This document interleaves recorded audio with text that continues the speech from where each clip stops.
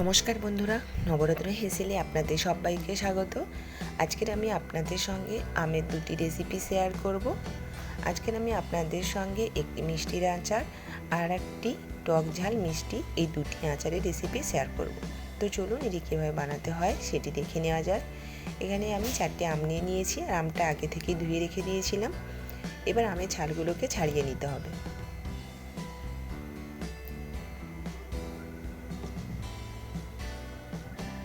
প্রথমে খুব ভালোভাবে সমস্ত আমের ছালগুলোকে আমি ছাড়িয়ে নেব। আমের ছালগুলো আমার ছাড়িয়ে নেওয়া হয়ে গেছে। এবার এখানে আমি একটা থালা নিয়ে নিয়েছি আর নিয়েছি একটা গ্রেটার। আমগুলোকে প্রথমে আমি গ্রেট করে নেব। এখানে আমি ঝুরি আমের আচার বানাচ্ছি, সেই জন্য একটা গ্রেটারের সাহায্যে আমগুলোকে সরু সরু করে কেটে নিচ্ছি। এইভাবে সমস্ত আমগুলোকে আমি গ্রেট করে নেব। দেখতেই পাচ্ছেন সমস্ত আম আমার গ্রেট করে নেওয়া হয়ে গেছে। এবার এখানে একটা বাটির মধ্যে নিয়ে নিয়েছি কিছু পরিমাণে জল আর একটা চামচে 1/4 ভাগ দিয়ে দিচ্ছি চুনটা দেওয়ার পরে জলের সঙ্গে খুব ভালোভাবে গুলিয়ে নিতে হবে।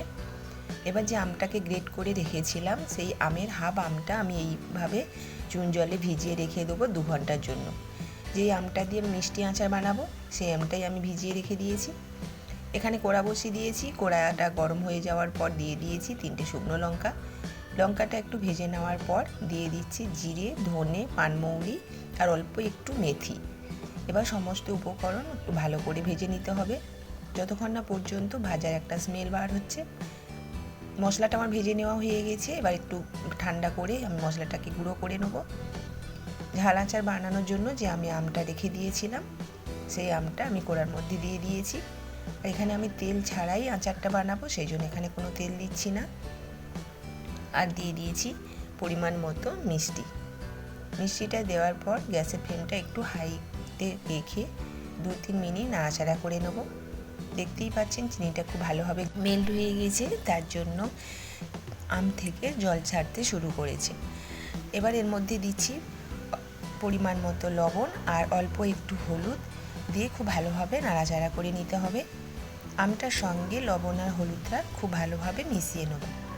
এবার গ্যাসের ফ্লেমটাকে মিডিয়ামে রেখে অনবরত নাড়াচাড়া করে আচারটাকে বানিয়ে নিতে হবে।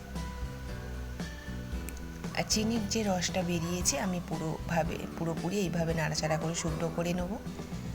এবার আমি এর মধ্যে দিয়ে দিচ্ছি আগে থেকে ভেজে রাখা মশলাটা দেওয়ার পরে আবারও খুব ভালোভাবে মিশিয়ে নিতে হবে। আর এই পর্যায়ে গ্যাসের ফ্লেমটা অবশ্যই লোতে রাখতে হবে। ঝাল আচারটা আমার পুরোপুরি রেডি হয়ে গেছে। এবার আচারটাকে আমি নামিয়ে নিচ্ছি। ওই কড়ায় আমি দিয়ে দিয়েছি হাফ বাটি জল আর পরিমাণ মতো বাতাসাটা একটু মেল্ট করে নেওয়ার পরে আমি এর মধ্যে দিয়ে দিচ্ছি যে আমটা আমি চুন জলে ভিজিয়ে রেখেছিলাম সেই আমটাকে ভালোভাবে ধুয়ে নিয়েছি। এবার আমটাকে আমি এই মিষ্টির মধ্যে দিয়ে দিচ্ছি আর দিচ্ছি পরিমাণ মতো চিনি। এখানে আমি চিনি বাতাসা দুটোই দিয়েছি, আপনারা চাইলে শুধু চিনি দিয়েও বানাতে পারেন। আর দিচ্ছি পরিমাণ মতো লবণ দিয়ে খুব ভালোভাবে মিশিয়ে নিতে হবে। ভালোভাবে মিশিয়ে নেওয়ার পর গ্যাসের ফ্লেমটা একটু হাইতে রেখে আমি 2-3 মিনিট খুব ভালোভাবে ফুটিয়ে নেব। এবার আমি এর মধ্যে দিয়ে দিচ্ছি 3টে এলাচ আর 3 টুকরো দারুচিনি দিয়ে আবারও খুব ভালোভাবে মিশিয়ে নিতে হবে। দেখতেই পাচ্ছেন আমটা খুব ভালোভাবে ফুটে গেছে। এই পর্যায়ে আমি গ্যাসের ফ্লেমটা লোতে করে আবারও 5-6 মিনিট জাল করে নেব। আর খুন্তিটা দিয়ে অনবরত নাড়াচাড়া করতে রাখতে হবে, তা না হলে নিচে লেগে যেতে পারে। খুব বেশি গ্যাসের ফ্লেমটা হাইতে রাখলে তাহলে চিনির রসটা খুব বেশি পাক হয়ে যাবে, আচারটা খুব একটা ভালো হবে না।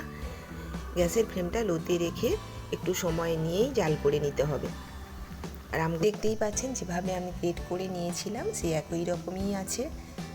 আপনারা মোরব্বা করার সময় যদি চুন জলে একটু ভিজিয়ে রাখেন তাহলে দেখবেন আমগুলো ঠিক শক্ত থেকে যাবে আর আমের টকের পরিমাণটাও অনেকটা কমে যাবে।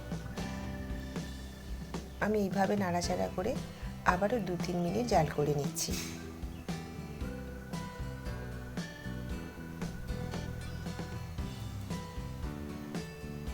2-3 মিনিট পর গ্যাসের ফ্লেমটা আমি অফ করে আরও রেখে দিয়েছিলাম 2 ঘন্টার জন্য।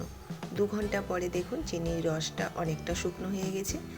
আর একেবারে শুকনো করে নেব না, তাহলে মিষ্টি আচারটা খেতে ভালো লাগবে না। তৈরি হয়ে গেছে আমের দুটো আচার রেসিপি।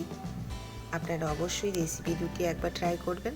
আর দেখতেই পেলেন কোনো রকম রোদে দেওয়া ঝামেলা ছাড়াই বা তেল ছাড়াই আপনারা খুব সহজেই আচার দুটি বানিয়ে ফেলতে পারবেন। রেসিপিটি অবশ্যই একবার ট্রাই করবেন। যদি ভালো লেগে থাকে তাহলে লাইক, কমেন্ট ও শেয়ার করবেন।